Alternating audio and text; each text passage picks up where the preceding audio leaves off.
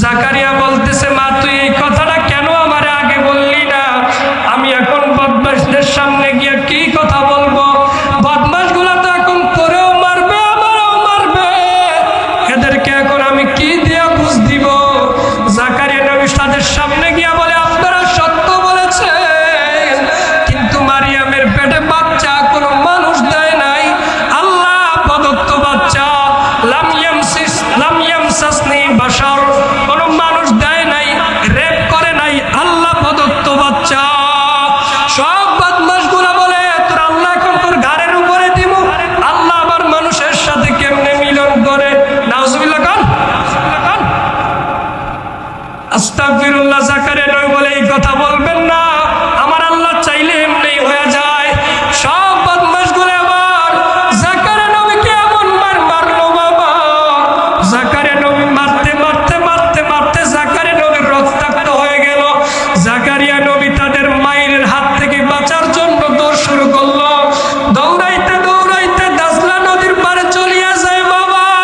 ডান দিকে নদী, বাম দিকে কৃষ্ণচূড়া গাছ, কেউ বলেন পাকড়া গাছ, কেউ বলেন মোটা জাইতুন গাছ, কেউ বলেন গাব গাছ।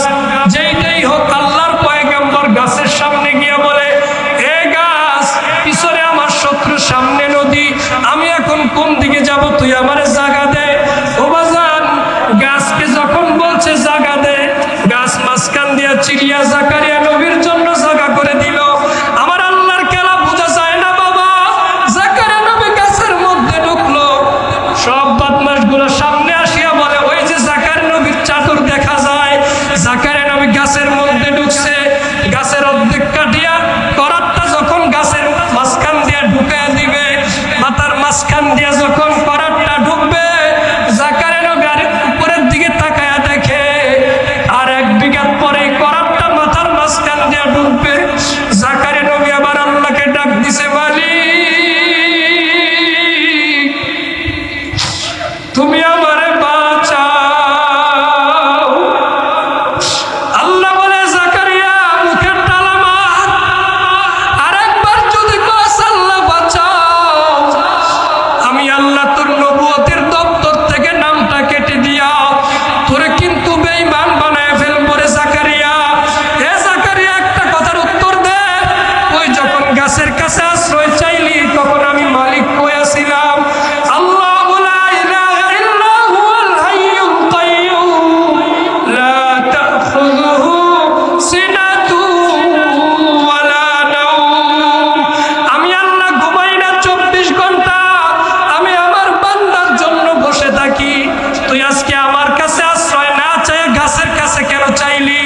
তুই তো সবই জানোস, মারিয়ামের পেটে বাচ্চা আমি আল্লাহ দিছি। এরপরও যে মেয়েটার মা নাই, বাবা নাই, ওই মেয়েটারে রাইখা তুই গাছের কাছে কেমনে আশ্রয় নিলি? আল্লাহ, আমার ভুল হয়ে গেছে, আমারে মাফ করে দাও। কথা বলবি না, কোনো আওয়াজ নাই, তোর কথা বলার সময় বন্ধ হয়ে গেছে। তোর তওবা কবুল হওয়ার 1 নম্বর শর্ত হলো, পুরা বডিটা তোর করাত দিয়ে এখন ছিঁড়ে ফেলবে। জাকারিয়া নবী বলতেছে, আল্লাহ, তুমি আমার যত শাস্তি দাও, তোমাকে খুশি করার জন্য যদি আমার জীবন দিতে হয়, আমি রাজি আছি। বাজানে আল্লাহর পয়গম্বর জাকারিয়া বলতেছে, আল্লাহ, কোনদিন আমারে বেঈমান করবা না। যদি আমার নবুয়তের দপ্তর থেকে নামটা কাটিয়ে দাও, আমার জাহান্নাম নিশ্চিত হয়ে যাবে। জাহান্নাম থেকে বাঁচার কোনো সিস্টেম নাই। আল্লাহ, তুমি যদি বলো তোমার করাতের নিচে আমার বডিটা দেয়া দিব,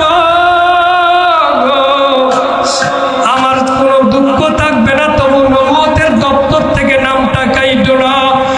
আল্লাহ পাক বলে, জাকারিয়া, কোনো কথা বলার সিস্টেম নাই, সেটি হয়ে যা, সোজা হয়ে দাঁড়ায় থাকবে। একটা শব্দ করলে তোর নবুয়তের দপ্তর থেকে আমি আল্লাহ রব্বুল আলামিন তোর নামটা কেটে দিব। ও বাজান, জাকারিয়া নবী শক্ত করে দাঁড়িয়ে আছে। আল্লাহর পয়গম্বর